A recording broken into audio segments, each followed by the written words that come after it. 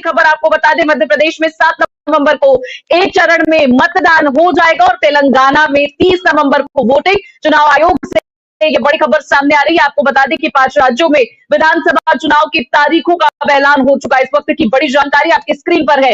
मध्य प्रदेश, छत्तीसगढ़, राजस्थान, तेलंगाना, मिजोरम में चुनावी बिगुल जो है वो बढ़ चुका है और मिजोरम में 7 नवंबर को चुनाव आयोग का ये जो इन्फॉर्मेशन है वो हम आपके साथ शेयर कर रहे हैं। छत्तीसगढ़ में 7 नवंबर और 17 नवंबर को वोटिंग होगी, यानी इस बार भी 2 चरणों में लगातार ये जो वोटिंग है वो होगी। आपको बता दें कि मध्य प्रदेश में 7 नवंबर को एक चरण में ही मतदान होने, यानी चुनावी जो बिगुल है वो अब बच चुका है। जिस चीज का इंतजार था, तस्वीरें जो थी, जिस पर डाउट था कि कब होने वाला है, कहां होने वाले, इन तमाम चीजों की जो पिक्चर है वो पूरी तरह से क्लियर होती नजर आ रही है। और आपको बता दें कि 5 दिसंबर को इन चुनाव की जो रिजल्ट है वो डिक्लेयर हो जाएंगे। किसकी दावेदारी होने वाली है, कौन आगे वाने होने वाला और साथ ही किसका राज तिलक होगा, इन तमाम चीजों पर लगातार बातचीत करते रहेंगे।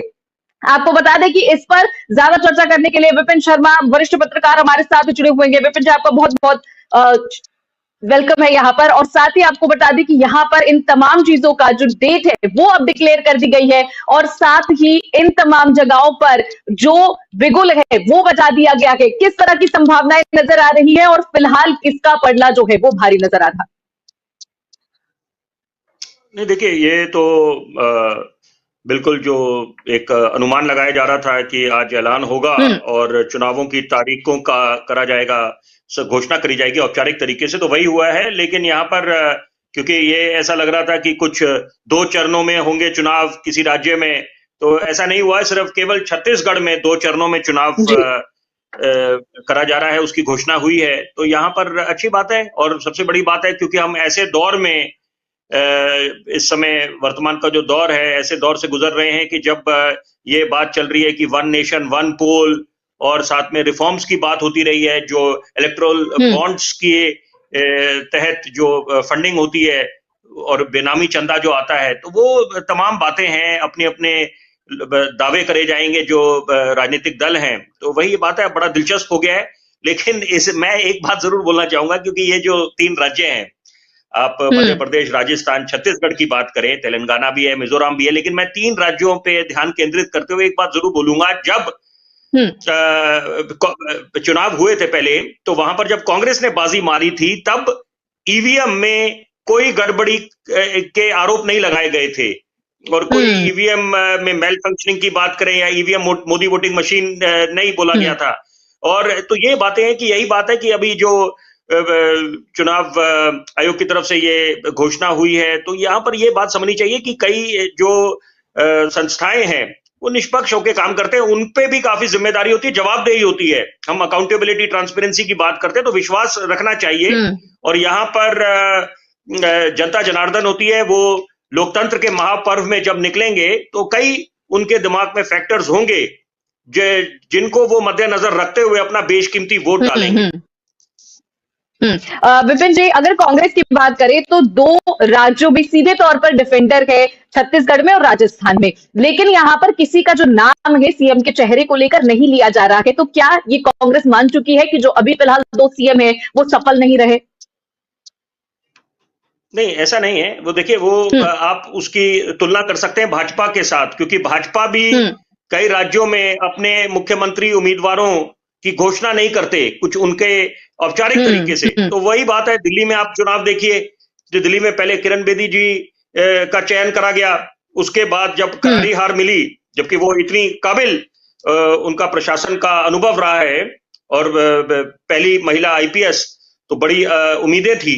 तो लेकिन जब वो नतीजे नहीं आए और प्रचंड बहुमत आम आदमी पार्टी को मिला, तो उसके बाद से भाजपा ने अपनी रणनीति में बदलाव किया और मुख्यमंत्री की घोषणा नहीं करी।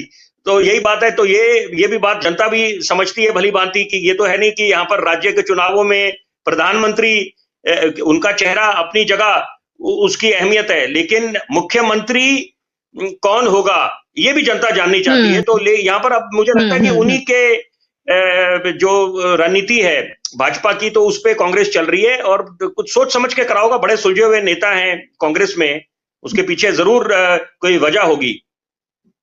यहाँ पर आपने डिफेंडर की बात करी, जो 2 राज्यों की बात करी, चाहे राजस्थान की और छत्तीसगढ़ की। अगर राजस्थान की बात करें तो पीएम वहां पर खुद ये साफ तौर पर कह रहे हैं कि जो कमल है वो हमारा उम्मीदवार है, आप कमल देख के बटन दबाइए। तो इस जो ये वक्तव्य है इसको क्या माना जाए? ये देखिए, वो तो हर एक नेता और सबसे बड़े स्टार प्रचारक भाजपा के तो नरेंद्र मोदी, वो जब मैदान में उतरते हैं तो समीकरण बदल जाते हैं और पासा पलट जाता है। तो ये देखा गया है कई चुनावों में, पिछले वर्षों पीछे जाएं तो वहां पर जब प्रधानमंत्री मोदी उतरते हैं तो वहां पर माहौल भी बदल जाता है। लोगों की जो सोच है, जो वो उन्होंने एक मन बना रखा होता है, या एंटी इनकम्बेंसी की बात करें तो वो एंटी इनकम्बेंसी फिर काम नहीं आता। तो यही बात है कि कांग्रेस को भी ऐसे चेहरों की तलाश है, क्योंकि बड़े वर्षों से ये बात चल रही है कि प्रियंका वाड्रा गांधी में एक इंदिरा गांधी जी की झलक दिखती है, तो लेकिन वो कितना कारगर साबित होगा और वो कब सही मायने में उसका फायदा कांग्रेस पार्टी को होगा, ग्रैंड ओल्ड पार्टी कांग्रेस, तो वो तो वक्त तय करेगा, वक्त बलवान है। ठीक है। और जो तमाम चीजें यहाँ पर चल रही है, बीजेपी जो है पहले 2018 में तीनों राज्यों से साफ हुई थी, ये साफ था। लेकिन इस बार अगर वो क्लेम नहीं कर पाती है तो ये जो ओवरऑल इमेज है उसे बिगाड़ने में काम करेगी, क्योंकि 2024 जो लोकसभा चुनाव है उसका सेमीफाइनल माना जाता है। तो इन तीनों राज्यों पर बीजेपी को एक अच्छा क्लेम बनाना होगा और अच्छी सीटों से यहाँ पर जीत के दिखाना होगा। और साथ ही जो यहाँ पर मुद्दे हैं तमाम जो राज्यों कि वो नेशनल मुद्दे से थोड़े अलग होते, क्योंकि स्टेट के अपने अपने मुद्दे। तो बीजेपी के लिए इस पर कितना कठिन होने वाला है, क्योंकि जीत आसान नहीं नजर आ रही। निहारिका जी, मैं आप बधाई के पात्र हैं, मैं साधुवाद दूंगा, क्योंकि आपने बहुत अच्छा सवाल पूछा है। क्योंकि देखिए मनोबल, क्योंकि अगर आपकी जीत होती है, हर एक चुनाव को, चाहे निकाय चुनाव हो, विधानसभा के चुनाव हो, लोकसभा के चुनाव हो, हर एक चुनाव को राजनीतिक दलों को अहमियत देनी चाहिए और ये सीख भाजपा से लेनी चाहिए, बाकी राजनीतिक दलों को किसी भी चुनाव को हल्के में लेते नहीं। और फलस्वरूप यही कारण है कि आज कई राज्यों में वो सरकार बना पाए हैं, या आज केंद्र की सरकार, केंद्र में उनकी सरकार है। तो और खुद प्रधानमंत्री जब मैदान में उतरते हैं कोई कसर नहीं छोड़ते, और यहाँ पर उनको टफ टास्क मास्टर की तरह जाना जाता है। रिपोर्ट कार्ड के आधार पे चयन होता है उम्मीदवारों का, उसमें ऐसा नहीं है कि यहाँ पर बस कोई कद्दावर नेता है तो वो टेकन फॉर ग्रांटेड ले ले कि उसी का चयन होगा। तो यही बातें हैं कि यहाँ पर ये इसको आप सेमीफाइनल मान सकते हैं, क्योंकि 2024 का चुनाव दस्तक दे रहा है, ज्यादा दूर नहीं है। और मनोबल से मैंने अपनी बात शुरू करी, यहाँ पर अगर कांग्रेस बाजी मारती है तो निश्चित बात है मनोबल सातवें आसमान पर होगा और संगठन में एक नई ऊर्जा आएगी, नई प्रेरणा आएगी, आगे और दमखम से निकलेंगे 2024 के बड़े वाले चुनाव के लिए। और वही इसके विपरीत अगर भाजपा बाजी मार जाती है तो इसमें कोई दो राय नहीं है कि जो इंडिया अलायंस का गठन हुआ है वो लोग भी उनका मनोबल नीचे गिरेगा और एक नई ऊर्जा आएगी भाजपा के संगठन में, क्योंकि वो एक कैडर बेस्ड पार्टी है। और भले ही जो कांग्रेस के वरिष्ठ नेता राहुल गांधी है अक्सर बोला करते हैं कि वक्त है कि हम लोग कांग्रेस पार्टी को, उसके संगठन को मजबूत करें, युवाओं को तवज्जो देंगे, लेकिन वो उस पर अमल नहीं हो रहा। ये बड़ा दुखद है, क्योंकि यहाँ पर आप संगठन को आप चाहते हैं, आपकी मंशा बहुत अच्छी है, आप चाहते हैं कि कांग्रेस पार्टी का संगठन मजबूत हो, लेकिन उस पर अमल नहीं होता। Action speak louder than words, कि आप कथनी और करनी में अगर फर्क हो, और उसके लिए वो जिम्मेदार नहीं है, वो तो एक पूरी पार्टी है। और सबसे बड़ी बात है, मुझे लगता है नेतृत्व की कमी है, अभाव है, क्योंकि leader has to lead by an example और leader leads from the front.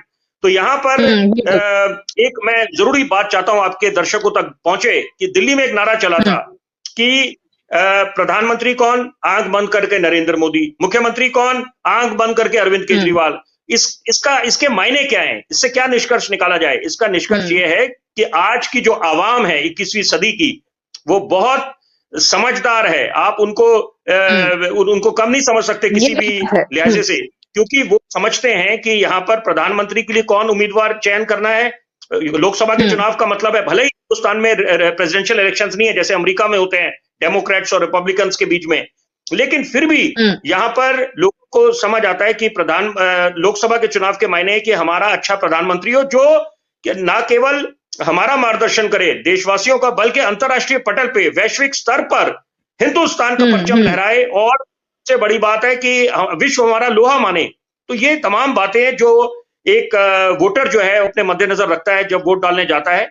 और राज्य सरकारों की बात अलग है। अब दिल्ली का उदाहरण लीजिए, जो राजधानी है, देश की धड़कन है, वहां पर ये तो एक केस स्टडी बनेगा कि जब लोकसभा के चुनाव हुए 7 सीटें भाजपा, विधानसभा के हुए तो प्रचंड बहुमत आम आदमी पार्टी के नाम। और जब नगर निगम के चुनाव हुए तो वहां पर कांटे की टक्कर थी। मैं उसको क्लोज फाइट बोलूंगा, क्योंकि 100 से ज्यादा सीटें निकाली है भाजपा ने। तो इसका मतलब साफ है कि जनता समझदार हो चुकी है, जागरूक हो चुकी है, एक जन चेतना आ चुकी है। और यहां पर नेताओं को, अब नेताओं के लिए वेकअप कॉल है कि वो समझ लें कि ये आप जनता को बरगला नहीं सकते और भ्रमित नहीं कर सकते, भ्रांतियां नहीं फैला सकते। आपको उनको डिलीवर करना पड़ेगा। और नरेंद्र मोदी जब मुख्यमंत्री थे, उन्होंने एक बड़ा एपिक स्टेटमेंट दिया था। उन्होंने बोला था बीएसपी पे चुनाव लड़े जाते हैं। बीएसपी का मतलब ये नहीं है कि बहुजन समाजवादी पार्टी, बिजली, सड़क, पानी। और ये वो दौर गुजर गया, क्योंकि आपने अभी चर्चा के शुरुआत में बोला कि यहां पर जो राष्ट्रीय मुद्दे होते हैं वो विधानसभा के राज्य चुनावों में नहीं होते। मैं थोड़ा सा इसमें इजाफा करना चाहूंगा। निहारिका जी, आप बड़े सुलझे हुए पत्रकार हैं। देखिए, उसमें यह है कि अब एक नया युग का आगाज हुआ है कि यहां पर लोगों की उम्मीदें, हम क्योंकि अमूमन बात करते हैं डबल इंजन की सरकार, तो यहां पर लोगों की उम्मीदें भी 7वें आसमान पर है। और ये स्वाभाविक भी है। वो उम्मीद लगा के बैठते हैं कि जो उनके अधूरे सपने। 7 लाख से ज्यादा जो लोग हैं वो पहली बार वोट डालने वाले हैं, तो ये भी एक बड़ी तस्वीर होने वाली है कि इस बार वो क्या सोच रहे हैं। एक जो नजरिया है सेमीफाइनल जिसको कहा जा रहा है, वो एक नजरिया जो है वो भी इस बार सामने आ जाएगा। निश्चित बात है। देखिए, 2-3 आपका ये सवाल भी बहुत अहमियत रखता है। जो फर्स्ट टाइम वोटर है, या आप ये कहें एक साइलेंट वोटर, या महिला वोटर, या जो वरिष्ठ नागरिक हैं, इन सब की अपनी अहमियत होती है। क्योंकि साइलेंट वोटर का आप मूड नहीं उसका आकलन कर सकते कि वो किस तरफ रुख कर जाए। और वही है फर्स्ट टाइम वोटर की, फर्स्ट टाइम वोटर्स की बड़ी अहमियत है। वो उनके वो सब सुन रहे हैं कि क्या मुद्दे चल रहे हैं देश में इस समय, क्या चर्चा है। G20 का एक सफल आयोजन हिंदुस्तान ने करा। अंतरराष्ट्रीय सारे जितने बड़े मुल्क है विश्व के, उन्होंने उस बात की प्रशंसा करी, जिसका श्रेय देशवासियों को जाता है। सरकार को जाता है, देशवासियों को जाता है। सबने वो भी शामिल हुए इस बार। या आप दोहराएंगे दोबारा, मेरे को आवाज नहीं आई। G20 की आपने बात की, तो मैंने ये कहा कि जो तमाम राज्य हैं वो भी इस बार G20 में शामिल थे। कई राज्यों को चुना गया जहां पर प्रोग्राम कराए गए, कश्मीर को चुना गया, इन तमाम चीजों को चुना गया। तो जो ये तमाम चीजें हैं वो भी वोटरों के दिमाग में होने वाली हैं इस बार। निस्संदेह वो बातें रहती हैं। जैसे अब 26 जनवरी में जब झांकियां निकलती हैं तो सारे राज्यों की झांकियों को शामिल करा जाता है। मतलब कोशिश करी जाती है कि सबको शामिल करा जाए। तो वही बात है कि यहाँ पर कोई भी सरकार रही हो, पहले भी भाजपा के पहले, एनडीए की सरकार के पहले भी, सबका प्रयास रहता है कि सबको शामिल करा जाए, इंक्लूसिवनेस करी जाए और सबको तवज्जो दी जाए।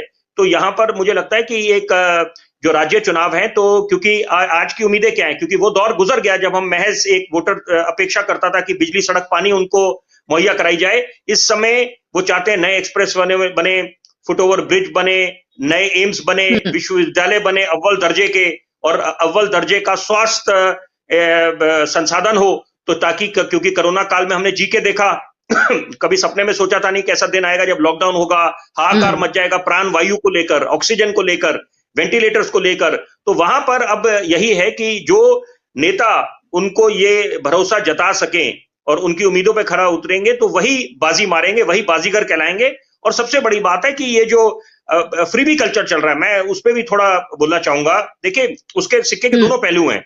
कुछ उसके फायदे हैं, नफा नुकसान, और उसके मेरिट्स, डीमेरिट्स, दोनों बातें अपनी जगह जायज हैं, दुरुस्त हैं। क्योंकि यहां पर अब बात चल रही है इस समय कि ओपीएस को दोबारा लागू करा जाए, फिर 5 मिनिमम गारंटी। क्योंकि अब ये देखिए, दो जो ये चुनाव हुए हैं हिमाचल के और कर्नाटक के, उससे एक वेकअप कॉल है भाजपा के लिए भी। क्योंकि वो ये अगर टेकन फॉर ग्रांटेड ले लें कि इस समय लहर चल रही है, प्रधानमंत्री मोदी की लोकप्रियता दिन बर दिन बढ़ी जा रही है और पूरा विश्व भी उनका लोहा मान रहा है, तो वो कॉल होने वाली है। क्योंकि जो बीजेपी है वो लगातार ये समझ रही है कि जो लहर है वो लगातार चलेगी, लेकिन हमेशा जो वोटर है, चाहे वो युवा हो, और युवा को तो पहचानना बड़ा मुश्किल है कि वो कभी भी जो पाता है वो पलट सकते हैं। तो बीजेपी के लिए एक बहुत बड़ी वेकअप कॉल होने वाली है, क्योंकि अगर वो ये समझे कि जो लहर है वो इसी तरह चलने वाली है, तो हमेशा जो भारत के वोटर्स है, तमाम लोग है, वो इस पूरी चीज को काया पलट कर देती है, और जो लहर है उसे रोककर नई लहर चलाने के लिए हम हमेशा जाने जाते हैं। निश्चित बात है। देखिए, युवाओं का अपना एक उनकी भूमिका होगी, लेकिन साथ साथ मैं एक बात जरूर इसमें जोड़ना चाहूंगा कि देखिए, यहाँ पर कई मुद्दे हैं और युवाओं की उम्मीदें काफी हैं, तो वो चाहते हैं कि यहाँ पर कुछ ऐसे उनके लिए सुविधाएं हो उनको, ताकि क्योंकि पहले कई वर्षों से हम देखते थे ब्रेन ड्रेन होता था कि उनको बाहर की तरफ रुख करना पड़ता था। यहाँ पर वो उनके पास आप एजुकेशन के लिए लीजिए बाकी मुल्कों की तरफ जाते थे। तो यहाँ पर अगर वो चीजें डेस्टिनेशन बनाया जाए हिंदुस्तान को, एजुकेशन डेस्टिनेशन, अब जैसे मेडिकल टूरिज्म डेस्टिनेशन हिंदुस्तान बन गया है, तो ऐसी तमाम बातें हैं जो एक वोटर अपने जहन में रखेगा जब वो वोट डालने जाता है। और सबसे बड़ी बात है कि यहाँ पर भले ही आप किसी को लगे कि राष्ट्रीय सुरक्षा एक मुद्दा नहीं है, क्योंकि कई मुद्दे होंगे, क्योंकि आज का जो वोटर है वो मोबाइल के जरिए उसको कई तरह की जानकारियां मिल जाती है। पहले अखबार था, फिर टीवी, फिर आजकल मोबाइल के उसके जरिए उसको कई तरह की जानकारियां मिल जाती है। तो वो जागरूक है, उसको बिल्कुल अपडेटेड है, उसकी जो नॉलेज है।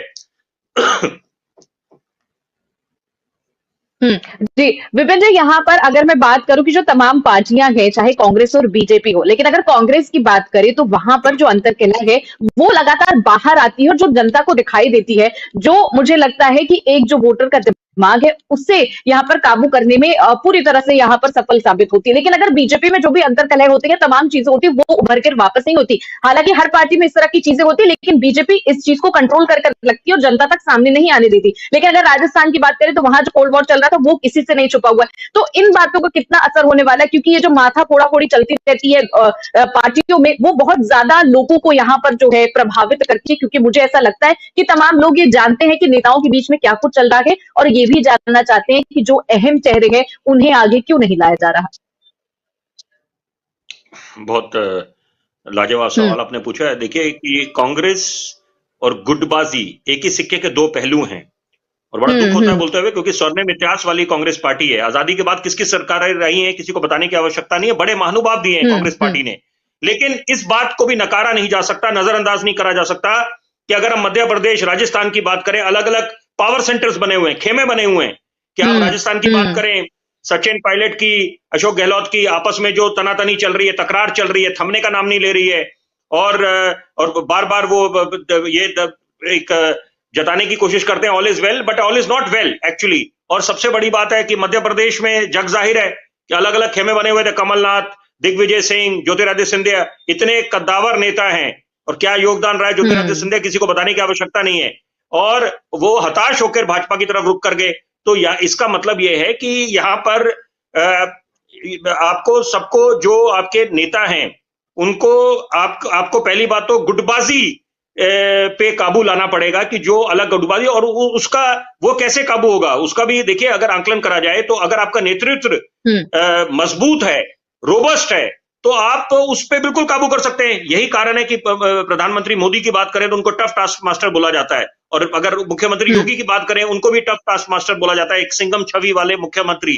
तो यहाँ पर ऐसे नेता की तलाश है कांग्रेस पार्टी को कि कौन है। भले ही खड़गे साहब इस समय कांग्रेस अध्यक्ष हैं, लेकिन सही मायने में नेतृत्व कौन करेगा, और युवा नेता ऐसा कौन आगे आएगा कि जो कांग्रेस को दोबारा रिवाइव करेगा सही मायने में लोगों। क्योंकि देखिए कि आप किसी की भी जिसे ऑबिचुरी कहते हैं वो नहीं आप कर सकते, कि क्योंकि आखिरी यहाँ पर कोई भी नेता ऐसा नहीं है कि कोई रिटायरमेंट में जा रहा है या उनको लाइफ टाइम अचीवमेंट अवार्ड मिलने वाला है, कि यहाँ पर वो जब तक हैं तो वो उनकी अपेक्षाएं, महत्वाकांक्षाएं बरकरार रहती है, और होनी भी चाहिए। और सबसे बड़ी बात है यहाँ पर अब समय आ गया है कि जो पंजाब में हुआ था, पंजाब में बड़ी जरूरी बात मैं बोलूंगा, पंजाब में तो जीती हुई बाजी कांग्रेस ने हारी है, एक सेल्फ गोल कर दिया। क्या कारण था कि इतने सुलझे हुए नेता जिन्होंने अपना जीवन खपा दिया, कैप्टन अमरिंदर सिंह, उनको नजरअंदाज करके नवजोत सिंह सिद्धू को आगे ले आए, और जब उनकी ताजपोशी हो रही थी, प्रदेश अध्यक्ष बनाया जा रहा था, वहां पर जो दृश्य थे वो अपने आप में सब लोगों को समझ आ रहे थे। अब जनता को भ्रमित नहीं कर सकते, जनता समझ रही थी कि ये कैसे सरकार चलाएंगे, कैसे पंजाब की कमान इनके हाथ में दे दें, और वहां पर अच्छी बात है, वो उसका श्रेय जाता है आम आदमी पार्टी को। तो लेकिन यहां पर तो जीता हुआ मैच, भले ही वो उनकी सरकार थी पंजाब की, और वहां पर कहते हैं एंटी इनकम्बेंसी होती है फैक्टर, लेकिन वहां पर बिल्कुल, क्योंकि भाजपा अकाली दल से जनता नाराज थी किसान आंदोलन को लेकर, जो 3 कृषि कानून आए थे, तो और वहां पर आम आदमी पार्टी की उम्मीद नहीं थी ऐसी। तो वहां पर जो स्थिति बनी थी उत्पन्न हुई, ऐसी स्थिति दोबारा नहीं होनी चाहिए, उससे सीख लेनी चाहिए कांग्रेस पार्टी को। गुटबाजी ठीक है। वाली। विपक्ष अगर मध्य प्रदेश की यहाँ पर बात करें तो शिवराज सिंह चौहान अब जो अपने जितने भी वक्तव्य हैं यहाँ पर जो भाषण दे रहे हैं, यहाँ पर जो संबोधित करे, उसमें साफ तौर पर कई बार ये बातें कह रही हैं कि आपको मेरी याद आएगी, आपको हम मेरा जैसा भाई और मामा जो है वो नहीं मिलेगा। तो इसको लेकर बहुत सारे डाउट जो है वो पैदा हो रहे हैं। और उसी पर एक सवाल और पूछ रही हूँ, तो क्या हेमंता बिश्व शर्मा वाला हाल जो है वो ज्योतिरादित्य सिंधिया के साथ होने वाला है? बहुत जबरदस्त ये आपका सवाल है। देखिए कि वही कारण है कि यहाँ पर हेमंता बिस्वा शर्मा की, क्योंकि आपने बात करी, उनका क्या कसूर था? उनका कसूर ये था कि उनको समय चाहिए था राहुल गांधी जी से, समय नहीं मिला, हताश होकर, क्योंकि अच्छी कुछ उनकी बातें थी, बड़े सुलझे हुए नेता हैं, और उन्होंने कुछ बातें कुछ ऐसी जो कांग्रेस के हित की थी, वो चाहते थे कि उनके तक पहुंचे राहुल गांधी जी के पास, तो वो समय ना मिलने की वजह से हताश होते रहे और बड़ी बार उन्होंने समय मांगा था। और तो आज वो भाजपा से मुख्यमंत्री बने हुए असम के, तो यहां पर ज्योतिरादित्य सिंधिया फैक्टर जो है उसकी बहुत अहमियत है, क्योंकि अगर भाजपा ये समझे कि उनकी वापसी हुई है मध्य प्रदेश में अपने दम पर, तो मुझे लगता है ये सरासर गलत बात है और ये नासमझी होगी, क्योंकि यहां पर अगर उनकी सत्ता पे दोबारा काबिज हुई है भाजपा मध्य प्रदेश में खास तौर पे, उसका श्रेय निस्संदेह जो है वो ज्योतिरादित्य सिंधिया फैक्टर को जाता है।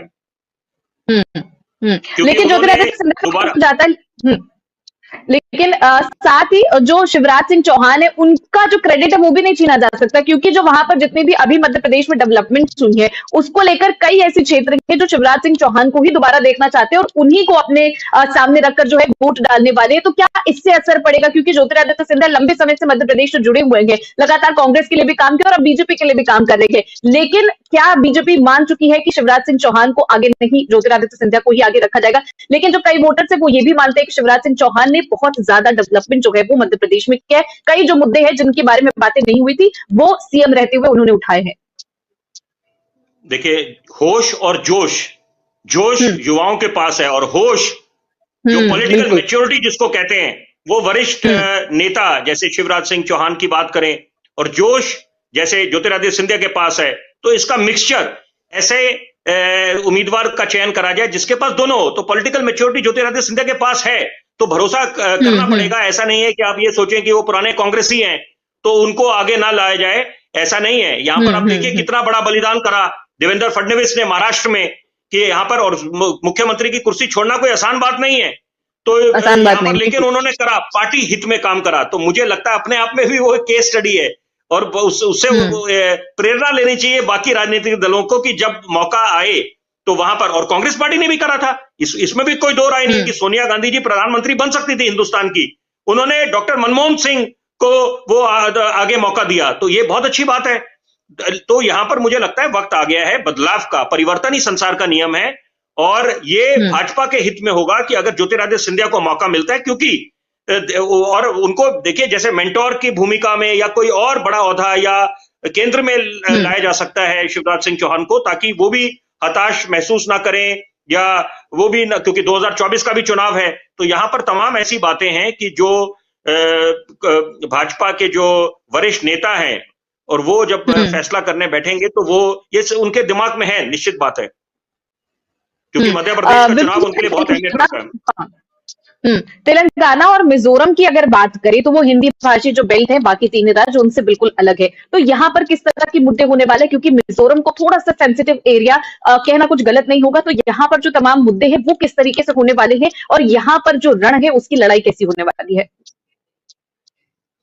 देखिए, यहाँ पर दोनों की बात करें, तेलंगाना की बात करें और यहाँ मिजोरम की बात करें, कि मिजोरम नेशनल फ्रंट का एक उनकी अलग अच्छी पकड़ है, तो लेकिन यहाँ पर समय बदलते देर नहीं लगती, और यहाँ पर की भाषा कब पलट जाए, जनता के मन में क्या है, वो तो जनता ही भली भांति जानती है, और जब नतीजे आते हैं तो बिल्कुल दूध का दूध पानी का पानी हो जाता है। लेकिन यहाँ पर देखिए कुछ तो उनके अपने लोकल मुद्दे हैं, वहां के जो स्थानीय मुद्दे हैं, लेकिन यहाँ पर इसके साथ साथ कुछ ऐसे मुद्दे जो हमें उनको अलग नहीं समझना चाहिए, कि वो भले ही हिंदी भाषा राज्य नहीं है, लेकिन फिर भी, क्योंकि यहाँ पर अगर हम खास तौर पे बात करें नॉर्थ ईस्टर्न स्टेट्स की, 7 नॉर्थ ईस्टर्न स्टेट्स और माउंटेन स्टेट ऑफ सिक्किम की, तो ये हम लोग बड़े वर्षों से बात कर रहे हैं। मैं कई लोगों से बात करता हूं यहाँ के, तो वो बात करते हैं हम मेन स्ट्रीम में लाएंगे, इनकी इंटीग्रेशन करेंगे, क्योंकि हमारा जो सपना है न्यू इंडिया का, नए भारत का, वो तब तक मुकम्मल नहीं हो सकता जब तक हम सही मायने में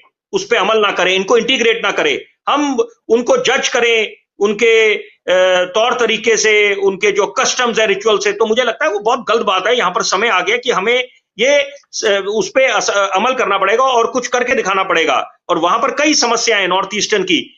मैं जो बोलना चाहूंगा कि यहाँ पर कनेक्टिविटी सबसे बड़ा मुद्दा है, ज्वलंत मुद्दा है वहां पर, कि वहां पर अब आवाजाही कैसे होगी, एक जगह से दूसरे जगह जाना ही एक बहुत बड़ी चुनौती है। और सबसे बड़ी बात है donor ministry, development of north eastern region, उसको जो फंड्स मिलते हैं उस पे क्यों नहीं सरकार एक श्वेत पत्र ले आती, व्हाइट पेपर, ताकि बिल्कुल जनता के पास अच्छा संदेश जाए कि उन फंड्स का कितना सदुपयोग हुआ नॉर्थ ईस्टर्न स्टेट्स वासियों के लिए। और सबसे बड़ी बात है नॉर्थ ईस्टर्न जो काउंसिल है, एनईसी जिसको बोलते हैं, उसमें कितनी रिप्रेजेंटेशन है नॉर्थ ईस्ट लोगों की, उनके रिप्रेजेंटेटिव्स की, प्रतिनिधियों की।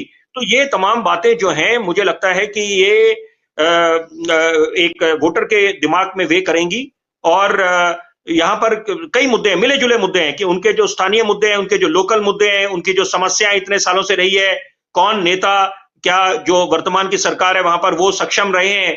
तो ये क्योंकि स्वर्णिम एक मौका होता है वोटर के पास, एक आम आदमी के पास, कि वो हिसाब किताब ले, जवाबदेही ले नेताओं से जो सत्ता पे काबिज हैं, कि आपने कितने काम मुकम्मल करे, रिपोर्ट कार्ड दिखाइए आप। तो जब उनको आड़े हाथ लें, जब वो जनता के समक्ष जाते हैं नेता, हाथ जोड़ के गुहार करते हैं कि आप अपना बेशकीमती वोट हमारे को दें, तो वो मौका छोड़ना नहीं चाहिए। और सबसे बड़ी बात है कि वोट, क्योंकि आज औपचारिक इसका ऐलान हुआ है, कि घोषणा हुई है कि तारीखों की चुनाव की इन 5 राज्यों में, तो ये जनता तक संदेश जाना चाहिए कि आप बढ़ चढ़कर लोकतंत्र के महापर्व में अपनी भूमिका निभाएं। क्योंकि अगर आप अपनी भूमिका निभाते नहीं तो आपको कोई हक नहीं मिलेगा कि आप नुक्ताचीनी करें बाद में, जब पानी सर के ऊपर से निकल जाए। तो वोट डालने जाना चाहिए, ये हम सबका दायित्व है, और इस महापर्व में हम लोगों को शरीक होना चाहिए। आपने यहाँ पर बात की सर कि यहाँ पर जो मौका मिलता है वो छोड़ना नहीं चाहिए। तो मैं छत्तीसगढ़ की बात कर लेती हूँ। छत्तीसगढ़ में जो समीकरण है और जितनी खबर है उससे यही पता चल रहा है कि जो कांग्रेस है वहां अच्छा काम की है। आपको क्या लगता है कि छत्तीसगढ़ में बीजेपी किस पे इसको लेकर सामने आएगी, और साथ ही क्या वाकई कांग्रेस जो है वो यहाँ पर बिल्कुल डट के बैठी हुई है, उसे हिलाना बहुत मुश्किल है? देखिए, मैं उसी बात को दोहराऊंगा निहारिका जी, कि यहाँ पर कोई भी पार्टी टेकन फॉर ग्रांटेड नहीं ले सकती, कॉम्प्लेसेंट नहीं बन सकती। यहाँ पर बस बाजी हम मारेंगे, ये जो सत्ता पे काबिज है या जो सत्ता से बाहर है, तो यहाँ पर सबको मेहनत करनी पड़ेगी और जनता को भरोसा जताना, उनको दिलाना पड़ेगा। मैं आपसे ये बात कर रही हूँ कि जो मुद्दे हैं उस पर कितनी खरी रही है कांग्रेस, इस पर बात चाहूंगी कि आप इस पर बात करें कि जो छत्तीसगढ़ में मुद्दे, जैसे बहुत सारे मुद्दे, चाहे नक्सली के मुद्दे हो, पिछड़ी जाति के मुद्दे, इन तरह के तमाम मुद्दे, तो कांग्रेस कितनी सफल रही है इन मुद्दों को एड्रेस करने के लिए? नहीं, देखिए, अभी इस समय जो समीकरण बने हुए हैं, मैं बतौर पत्रकार जो समझ रखता हूं कि कुछ हद तक कांग्रेस पार्टी सफल रही है, लेकिन अभी चुनौतियां बेशुमार हैं, सफर काफी लंबा है। तो ये बड़ी जरूरी बात है कि यहाँ पर जनता ये भी मद्देनजर रखेगी कि कुछ अगर फंड्स छत्तीसगढ़ को मिले जाएं, क्योंकि नक्सल संबंधी जो समस्याएं वो तो हैं, वो तो कई वर्षों से चल रही हैं, यहाँ पर बहुत गंभीर मुद्दा है। लेकिन साथ साथ की क्योंकि डबल इंजन सरकार का दौर है, तो वहां पर वो भी ये समझेंगे कि यहाँ पर अगर ऐसा मौका भाजपा को दिया जाए तो फिर डबल इंजन की सरकार हो जाएगी, केंद्र में भाजपा की सरकार और यहाँ पर राज्य में भाजपा की सरकार, तो उससे बाधा नहीं आएगी। जो स्थिति दिल्ली में देखने को मिलती है कि तकरार जारी है, वो थमने का नाम नहीं ले रही, एक दूसरे पे ठीकरा फोड़ा जाता है, सदन की बात करें, एमसीडी, लात घूसे, गाली गलौज, वो सब ऐसी चीजें नहीं होंगी। और सबसे बड़ी बात है कि जो क्लियरेंस मिलनी है, जो एक नॉड होती है, ऑफिशियल नॉड, उसमें विलंब नहीं होगा। क्योंकि यहाँ पर जैसे अगर लीगल भाषा में बात करें, justice delayed is justice denied, उसी तरह से समय रहते अगर जनता को उनकी मांगे पूरी ना करी जाएं, उनकी जरूरतों पे ध्यान नहीं दिया जाए, तो फिर वो बेकार है बिल्कुल नेताओं के वादे। ठीक है, विपिन जी, जो अभी फिलहाल दिल्ली में हालात चल रहे हैं, संजय सिंह और विपक्षी पार्टियां जो है वो बेहद नाराज है, जो तमाम चीजें चल रही हैं, तो क्या इसका असर इन चुनाव पर पड़ सकता है? हालांकि मुझे लगता है कि परसेंटेज बहुत कम होंगे, लेकिन फिर भी क्या असर पड़ सकता है? और साथ ही क्योंकि ये विधानसभा चुनाव के लिए अलायंस नहीं है INDIA, लेकिन जो जनता है वो तमाम चीजें देख रही है। पहले की तरह अब जनता नहीं रहेगी, जो युवा है वो इस अलायंस को भी देख रहे हैं, NDA को भी देख रहे हैं, तो इन तमाम चीजों का इस विधानसभा चुनाव पर और राज्यों पर कोई असर पड़ने वाला? देखिए, आपके इस सवाल का मैं उत्तर एक उदाहरण से दूंगा। बड़े वर्ष पहले जब राष्ट्रपति थे बिल क्लिंटन, तो अपनी बेटी के साथ हिंदुस्तान के दौरे पे आए थे, ताजमहल देखने गए थे। तो बड़ा ऐतिहासिक एक एपिक स्टेटमेंट दिया था उन्होंने। बोला था कि दुनिया दो भागों में बटी हुई है, दो फाड़ में बटी है। एक जिन्होंने ताजमहल की खूबसूरती को निहारा है और एक जो वंचित रह गए हैं।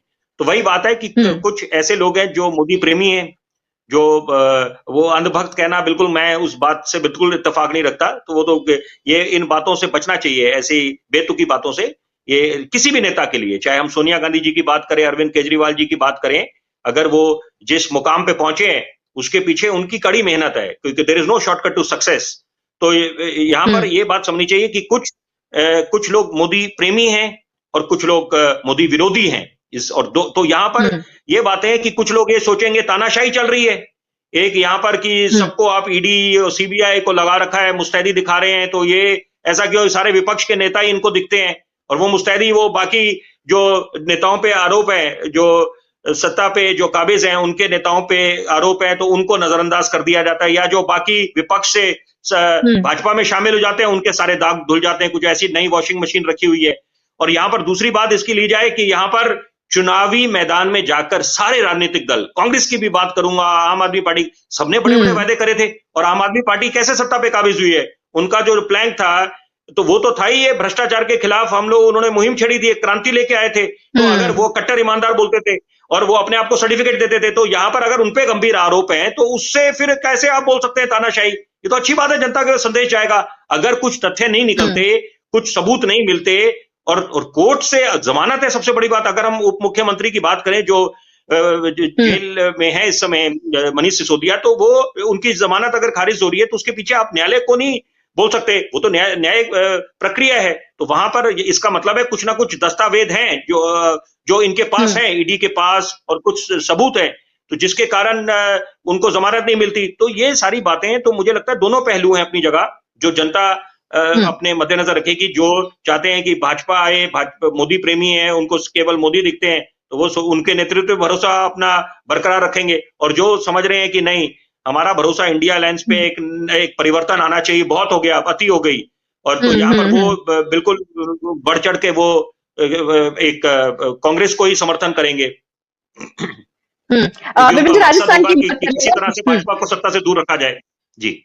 अगर राजस्थान की लगातार हम बात कर रहे हैं, तो इसी पर ये भी बात कर लेते हैं कि राजस्थान में जो तमाम चीजें चल रही हैं, उसको लेकर भी किस तरह के समीकरण जो है वो बन सकते हैं। क्योंकि आपने भ्रष्टाचार की बात की, तो भ्रष्टाचार कितना बड़ा मुद्दा राजस्थान में हो सकता है, और क्योंकि इन तमाम चीजों को देखते हुए बीजेपी ने वसुंधरा राजे को इन तमाम चीजों से साइडलाइन कर रखा है। तो ये एक बड़ी इमेज दिखाता है। और तमाम जो यहाँ पर, चाहे फिर अशोक गहलोत की बात करें, चाहे फिर सचिन पायलट की बात करें, इन तमाम लोगों में, और साथ ही जो राजस्थान में या फिर मध्य प्रदेश में भ्रष्टाचार इस बार कितना बड़ा मुद्दा होने वाला है। क्योंकि कई बार कांग्रेस जो है वो भ्रष्टाचार का मुद्दा अहम होकर उठाती रही है। और साथ ही एक और सवाल इसे मैं जोड़ देती हूँ कि आम आदमी पार्टी जो है वो राजस्थान में इस बार बढ़ चढ़कर प्रचार कर रही है, तो क्या कुछ इससे डिफरेंस पैदा हो सकता है? आपको आवाज पहुंच रही है मेरी? बिल्कुल जी। मैं ये बोल रहा हूं आपको कि देखिए, आम आदमी पार्टी निश्चित बात है अपनी चुनौती पेश करेगी। मेरे को आवाज नहीं आ रही आपकी, निहारिका जी? मुझे आपकी आवाज आ रही है सर। जी। तो मैं ये देखिए, अब इस समय पहले तो एक दो राजनीतिक दल आमने सामने थे, कांग्रेस और भाजपा। लेकिन अब जब से आम आदमी पार्टी कई राज्यों में उन्होंने अपनी पकड़ बनाई है, तो वो भी एक चैलेंजर बन के उभरेंगे। लेकिन राजस्थान की अगर हम बात करें, तो वहां पर सीधी टक्कर कांग्रेस और भाजपा की रहेगी। और यहां पर चेहरों पे बहुत निर्भर करेगा, क्योंकि अभी आप किसी संभावना को नकार नहीं सकते। जैसे क्रिकेट में कहा जाता है, cricket is a game of glorious uncertainties. आखिरी गेंद तक क्या हो, आखिरी गेंद पे अगर छक्का लग जाए या कोई क्लीन बोल्ड आउट हो जाए, तो मैच का पासा पलट सकता है। और जो जिसको आप कम समझ रहे हैं वो बाजी मार सकता है। तो यहाँ पर वही बात है कि यहाँ पर क्या कुछ समझौता हो जाएगा, टैसिट, अंग्रेजी का मैं एक शब्द का इस्तेमाल करूंगा, टैसिट अंडरस्टैंडिंग हो जाए भाजपा और सचिन पायलट के बीच में, क्योंकि वो आपस में जो टकरार है वो भले ही एक दुनिया के सामने ये दर्शाने की कोशिश है कि सब कुछ अब कंट्रोल में है, नियंत्रण में है, या कुछ ऐसा मास्टर स्ट्रोक कांग्रेस की तरफ से हो कि अब अशोक गहलोत को एक दूसरे उनको जिम्मेदारी दी जाए और यहां पर सचिन पायलट को उम्मीदवार बनाया जाए। तो कुछ भी देखिए, कुछ भी संभावना हो सकती है, लेकिन मैं एक बात बड़े विश्वास से बोलूंगा कि मध्य प्रदेश और राजस्थान की अगर हम बात करते हैं तो वहां पर मध्य प्रदेश में ज्योतिरादित्य सिंधिया फैक्टर और राजस्थान में सचिन पायलट फैक्टर बहुत अहमियत रखने वाले हैं। ये बात मैं बतौर पत्रकार बड़े जिम्मेदारी से बोल रहा हूं, क्योंकि यहां पर दोनों युवा चेहरे भी हैं और जनता का भरोसा उनको मिला है, जनता का प्यार उनको मिला है। तो यहां पर मुझे लगता है कि एक नई सुबह का आगाज हो सकता है, इसकी बड़ी प्रबल संभावना है। विपिन जी, मेरा आखिरी आपसे यहाँ पर सवाल क्या कहूँ, एक आखिरी कमेंट चाहूंगी कि अब जो इस बार नए वोटर हैं और साथ ही युवा है, उनको क्या संदेश देना चाहेगी, क्योंकि बीइंग पत्रकार हम तमाम चीजें जानते हैं, फील्ड पर भी उतरते हैं और बहुत सारी चीजों पर हमारा ध्यान रहता है। तो अब जो इस बार पहली बार वोट डालने वाले और साथ ही जो युवा वोटर है, उनको आप क्या संदेश देना चाहते हैं विधानसभा चुनाव से पहले, और ये संदेश जो है वो आप लोकसभा चुनाव के लिए भी दे सकते हैं कि आगे जो इस बार वोट डाले वो क्या सोचे, क्या समझे, क्योंकि अभी जो जवान फिल्म आई थी उसका डायलॉग आपने जरूर सुना होगा कि सवाल पूछना जरूरी है, आप अपनी उंगली का जो इस्तेमाल है वो बिल्कुल सही जगह पर करें। निहारिका जी, मैं माफी चाहूंगा, मेरे को आपका सवाल सुनाई नहीं दिया, लेकिन मेरे को जो हल्का कुछ सुनाई दिया, कुछ टेक्निकल दिक्कत के कारण, तो लेकिन मैं आप कुछ ये पूछना चाह रहे हैं कि कोई बात नहीं। क्या मैं बोलना चाहूंगा। ये जो चुनाव है, पहली बात तो ये तय है कि ये एक सेमीफाइनल की तरह इनको लिया जाएगा और कोई भी राजनीतिक दल, अगर हम भाजपा कांग्रेस की बात करें और साथ में आम आदमी पार्टी, क्योंकि इस समय आम आदमी पार्टी के एक मुश्किलों के दौर से गुजर रही है, क्योंकि यहाँ पर अब तलवार अरविंद केजरीवाल जी पे भी लटक रही है। वो भी एक बड़ी बिटर रियलिटी है, एक कड़वा सच है कि कब उन पे कार्रवाई हो जाए, जो इस समय बातचीत चल रही है, जो इस समय संभावनाएं लगाई जा रही हैं। तो यहाँ पर सही मायने में कि और इंडिया अलायंस का एक गठन हो रखा है, तो यहाँ पर एक ये जो चुनाव है वो एक सेमीफाइनल की तरह लिए जाएंगे, लेकिन अंत में जीत जो होगी वो एक आम आदमी की होगी, क्योंकि जनता जिसको भी मौका देगी कि आप सत्ता पे काबिज हो, सरकार आपकी रहे, तो वो बहुत सोच समझ के उनका फैसला होगा, निर्णय होगा। हमें अपने लोकतंत्र पे गर्व है, हिंदुस्तान विश्व का सबसे बड़ा लोकतंत्र है, तो यहाँ पर हमें भरोसा रखना चाहिए और ये इस बात का इंतजार रहेगा कि जनता का फैसला क्या होने वाला है जब 3-4 दिसंबर को, जब ये इनका वोट का फैसला होगा और नतीजे आएंगे 3 दिसंबर को। तो यहाँ पर बड़ा दिलचस्प हो गया है ये मुकाबला और यहाँ पर सबकी नजरें इन 5 राज्यों के चुनावों में होंगी। ठीक है विपिन जी, अब तमाम जो जानकारी आपने दी और इन तमाम चीजों से ये बिल्कुल समझ में आया कि जो वोटर है वो होशियार हो चुके हैं और आगे इन तमाम बातों को भी ध्यान में रखना है और ये विधानसभा चुनाव के जो 5 दिसंबर को रिजल्ट आएंगे